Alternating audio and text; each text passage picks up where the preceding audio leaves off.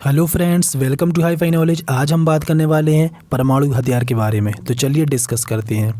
दुनिया में अभी 9 देशों के पास परमाणु हथियार हैं। वो देश हैं अमेरिका, रूस, China, Bharat, Britain, France, Pakistan, उत्तर कोरिया और इजराइल।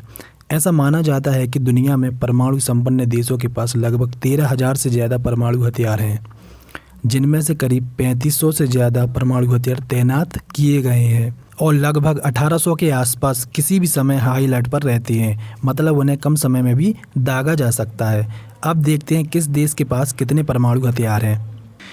दुनिया के 90% से ज़्यादा परमाणु हथियार सिर्फ अमेरिका और रूस के पास हैं, जिसमें रूस के पास सबसे ज़्यादा 6300 के आसपास परमाणु बम है और अमेरिका के पास 5600 परमाणु बम है।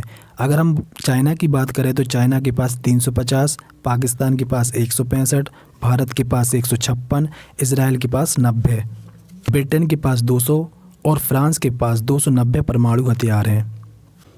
चलिए अब बात करते हैं कि परमाणु हथियार होते क्या हैं। परमाणु बम एक बहुत शक्तिशाली बम है। इन बमों को ताकत परमाणु के न्यूक्लियर कणों को तोड़ने या फिर उन्हें जोड़ने से मिलती है, जिसे विखंडन या फ्यूजन कहा जाता है। इसका इस्तेमाल होने पर बड़ी मात्रा में रेडिएशन निकलता है, इसलिए इनका असर बहुत लंबे समय तक रहता है।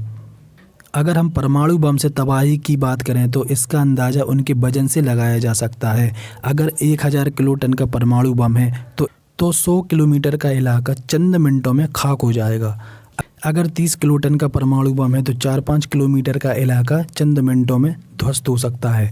जापान के हिरोशिमा पर 15 किलोटन और नागासाकी पर 20 किलोटन का परमाणु बम गिराया गया था, जिसने पूरे शहर को बर्बाद कर दिया था। ऐसा माना जाता है कि हिरोशिमा में 80,000 और नागासाकी में 70,000 से ज़्यादा लोगों की मौत हो गई थी। जब हिरोशिमा पर परमाणु बम गिराया गया तो इसकी शक्ति 12,500 टन TNT के बराबर थी और जैसे ही ये फटा तो शहर का तापमान अचानक 10 लाख सेंटीग्रेड पहुंच गया था और शहर के लोग पानी को तरसने लगे थे, क्योंकि बम ने लोगों की बॉडी से पानी को पूरी तरह से खींच लिया था।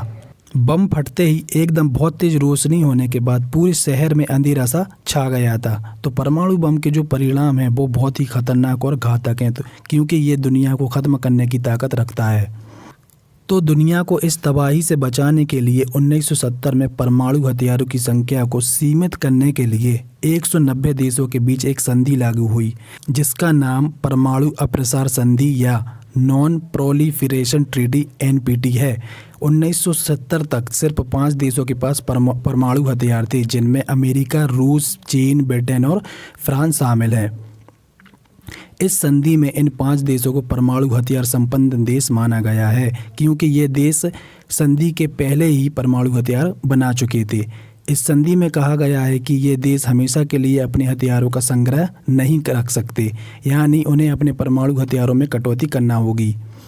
साथ ही इन देशों के अलावा जितने भी देश हैं उनके परमाणु हथियार बनाने पर भी रोक लगा दी गई। इस संधि के बाद अमेरिका, ब्रिटेन और रूस ने अपने हथियारों की संख्या में काफ़ी कटौती की, लेकिन फ्रांस के हथियारों की संख्या वैसी की वैसी ही रही, ना बढ़ी और ना ही घटी।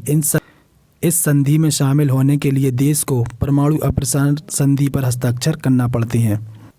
इसमें भारत, पाकिस्तान, इजराइल और उत्तर कोरिया ने हस्ताक्षर नहीं किए हैं। मतलब ये देश इस संधि में शामिल नहीं हैं, क्योंकि इन देशों ने परमाणु बमों को इस संधि के लागू होने के बाद बनाया था और ये अपने परमाणु जखीरे को बढ़ाते भी जा रहे हैं। इसीलिए ये देश इस संधि पर हस्ताक्षर नहीं करते हैं।